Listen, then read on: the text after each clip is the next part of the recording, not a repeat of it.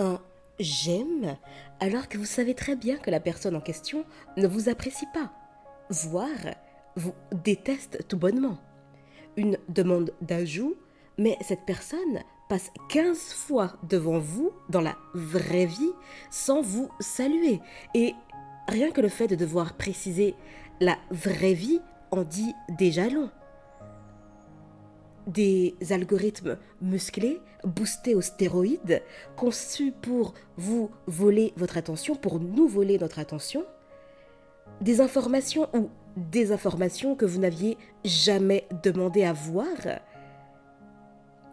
ou à avoir, les malheurs du monde servis en continu, comme si la planète n'abritait que le pire, alors qu'elle regorge de belles personnes, de beaux événements, de véritables moments de grâce.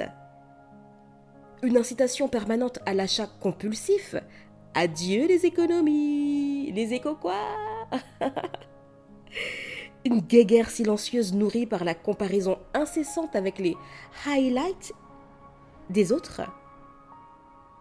Et ce, qu'ils nous soient connus ou inconnus. Et ça, c'est sans parler de stalking. Le stalking de personnes aux intentions douteuses, du temps perdu et de votre voix intérieure totalement noyée sous un amas de bruit et de pensées prêtes à consommer. Enfin, vous l'aurez compris, je ne porte pas les réseaux sociaux dans mon cœur. Alors, oui, cher ami, je vous vois venir, YouTube est un réseau social. Et je suis dessus. Mais disons que c'est l'exception qui confirme la règle. Ici, je parle surtout d'Instagram, de TikTok, de Facebook, de Twitter, enfin X. Et j'ai donc fait une énième pause qui sûrement sera plus longue que les précédentes, si pas définitive. Parce que oui, les réseaux sociaux ne sont que des outils et tout dépend de l'usage qu'on en fait, mais il ne faut pas oublier le mécanisme puissant des algorithmes dont l'unique but est de vous garder le plus longtemps possible, de nous garder. Et oui, il y a un mais.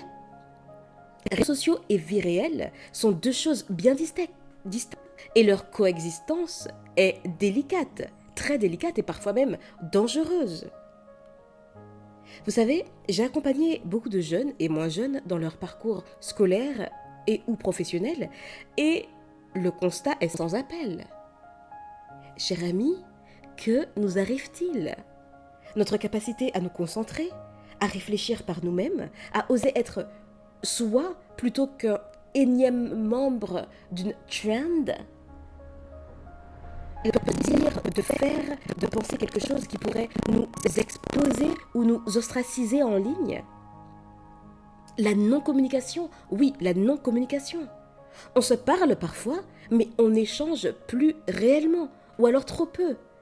Et à force, on se perd. Qui êtes-vous vraiment ? Que voulez-vous vraiment ? Êtes-vous juste Ernesto, Ernesta, employé dans une entreprise dont vous vantez les mérites à contre-cœur, alors que vous détestez votre patron, vos collègues et vos missions ?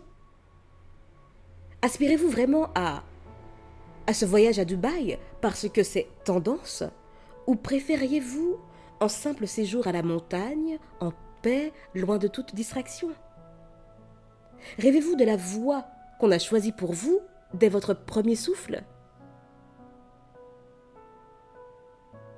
Êtes-vous cette girl boss qui prône le girl power ?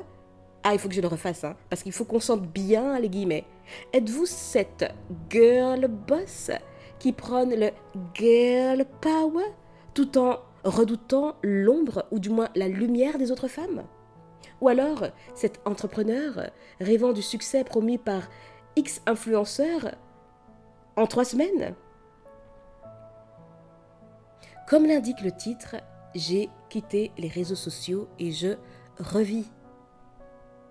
Et souvent la peur la plus fréquente, c'est la peur de la solitude. Mes chers amis, apprenez à savourer votre solitude. Être seul, c'est être avec soi-même. Et si vous ne supportez pas votre propre compagnie, comment voulez-vous que les autres le fassent ? Comment voulez-vous que les autres prennent plaisir à être avec vous, à échanger avec vous ?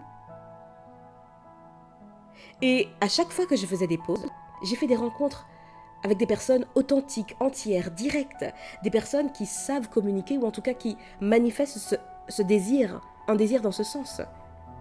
Des relations saines dans lesquelles chacun s'épanouit.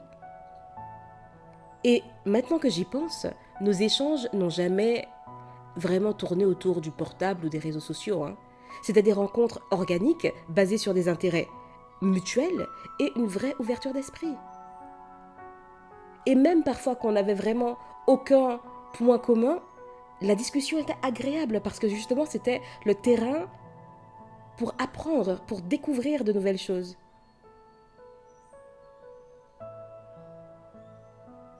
Alors, est-ce que c'est facile? Non. Non, parfois, les réseaux sociaux, et je pense que je peux le dire sans pincette, les réseaux sociaux sont une une réelle addiction, dans certains cas. Dans beaucoup de cas, beaucoup. Et comme toute addiction, elle demande des efforts, des mesures, et parfois même un accompagnement. Regardez autour de vous, vraiment. Dans le bus, le tram, le métro et même sur la route. Une dame a littéralement embouti 3 voitures dans un carambolage sous la pluie. Pourquoi? Parce qu'elle était sur son portable. Et je doute qu'elle était en train d'appeler, de faire un appel d'urgence. Non, non, non, non, non. Cher ami, j'ai beaucoup parlé, mais finalement, quel est le but de ce podcast? Eh bien, c'est de vous interpeller. Non pas de vous faire la morale, qui suis-je pour prétendre à cela? Non, je suis comme vous, quelqu'un qui cherche à avancer, qui cherche son bien-être et qui finalement partage ce qu'elle apprend en cours de route. Alors, dites-moi, combien de temps passez-vous chaque jour sur les réseaux sociaux? Quelles relations réelles, dans la vraie vie, négligez-vous pour des relations virtuelles? Qui, une fois que vous ferez cette pause, ou une pause, ce que je vous souhaite, des relations virtuelles qui n'existeront littéralement plus. Quel projet ou quel rêve laissez-vous de côté en scrollant sans fin? Oui, sans fin, parce que bonne chance pour trouver la fin des fils d'actualité. Comment vous sentez-vous après avoir passé du temps sur les réseaux sociaux? Vraiment. Et surtout, qui êtes-vous vraiment, sans filtre, sans like, sans commentaire, lorsque personne ne vous regarde? Faut-il quitter les réseaux sociaux, faire une pause ou simplement reconsidérer votre rapport à ces plateformes? La réponse vous appartient. Moi, je vous dis à bientôt et d'ici là, imposez-vous.